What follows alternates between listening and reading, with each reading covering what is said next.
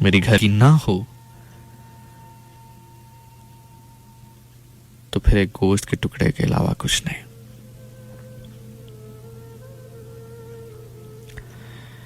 ये चंद सवाल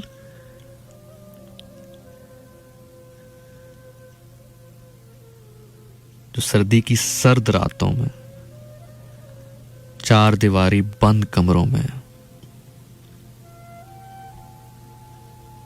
उसके जिस्म पर अपने पोरों से जब मैं अपना नाम लिखा करता था वो मुझसे पूछती थी।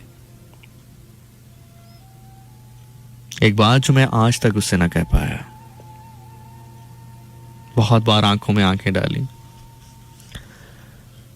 बहुत बार कोशिश की उसे बताऊं कि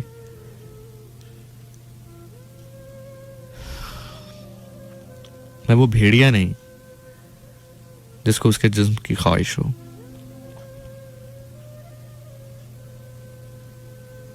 मुझे उसकी ख्वाहिश की ख्वाहिश है। कई बार उसको बाहों में लिए, उसकी जुल्फ की लट को उसके कान के पीछे अटकाते हुए, उसकी आंखों में आंखें डालते हुए बहुत बार कोशिश की कि कहूं कि मैं वो भेड़िया नहीं जिसे तेरे जिस्म की ख्वाहिश हो, मुझे तो तेरे ख्वाहिश की ख्वाहिश है। मुझे तो तेरी ख्वाहिश की ख्वाहिश है। लेकिन मैं क्या करूं, उसकी आंखें सवाल करती थीं। उसकी आंखें सवाल करती थीं और मेरी हिम्मत जवाब देती थी। उसकी आंखें सवाल करती थीं, मेरी हिम्मत जवाब देती थी। बिलाखिर वो आखिरी शब आई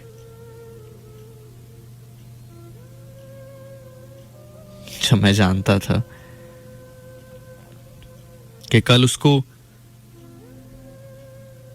मवेशियों की तरह किसी और मंडी में ले जाया जाएगा, भेड़ बकरियों की तरह उसका दाम लगाया जाएगा। वो चुपचाप नन्हे मासूम जानवर की तरह ये सोचती रहेगी कि अब मेरा मालिक कौन है, अब मेरा चारागार कौन है।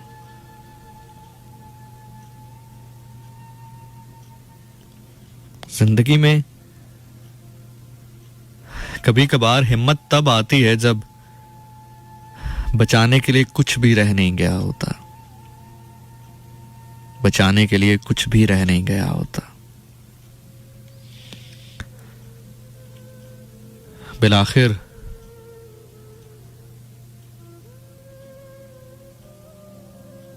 उस सर्द रात मैं उसको अपने बाहों में लिए, उसकी आंखों में आंखें डालकर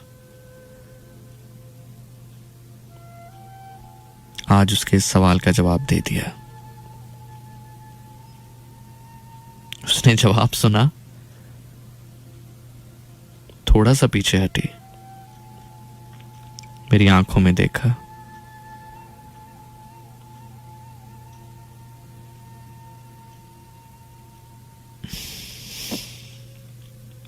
मुस्कुराते हुए। न जाने वो क्या तिश्नगी का एहसास था,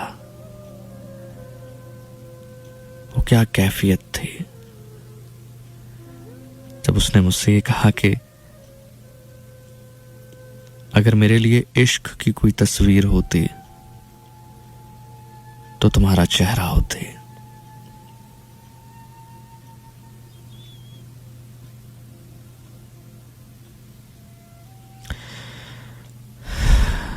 मेरे जिस्म को जागीर समझ के नोचा भले बहुत से लोगों ने हो,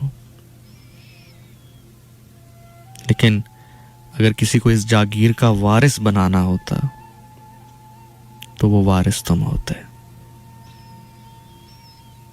आप जानते हैं उसके उस सवाल का जवाब क्या था? उस आखिरी रात